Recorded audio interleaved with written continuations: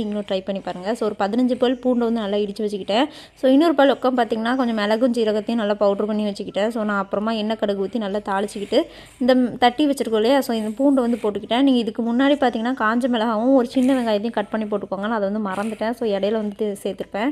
இது வந்து என்னுடைய ஓன் ரெசிபி கிடையாது. இது வந்து என்னோட யூடியூப் சேனலில் பார்த்து தான் ட்ரை பண்ணேன். ஃபர்ஸ்ட் டைம் ட்ரை பண்ணேன். செம்ம சூப்பராக இருந்துச்சு. ஸோ நீங்களும் வந்து கண்டிப்பாக ட்ரை பண்ணி பார்த்துட்டு எப்படி இருந்துச்சுன்னு கமெண்ட்டில் சொல்லுங்கள். ஸோ பூண்டு வந்து பார்த்திங்கன்னா நல்லா வந்து கோல்டன் ப்ரௌன் ஆகணும். அது ஆனதுக்கப்புறம் பார்த்திங்கன்னா இந்த பவுட்ரு பண்ணி வச்சுருக்கிற அந்த மசாலா வந்து போட்டு நல்லா விரவலாம். ஸோ அது விரவுறப்பவே பார்த்திங்கன்னா நல்லா வந்து ஒரு ஸ்மெல்லு கொடுத்துச்சு.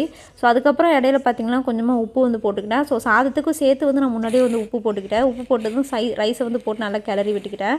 ஸோ சொல்லவே வேண்டாம், இந்த கார்லிக் ரைஸ் அவ்வளோ டேஸ்ட்டாக இருந்துச்சு. இதுக்கு சைடிஷாக பார்த்திங்கன்னா நேற்று வந்து மிஞ்சி போன அந்த சிக்கன் 65 வந்துட்டு மேரினேட் பண்ணி வச்சுருக்கேன். ஸோ அதை வந்து நம்ம 65 மாதிரி போட்டுடலாம் அப்படின்னு சொல்லிட்டு வந்து அடுப்பில் போட்டு எடுத்துக்கிட்டேன்.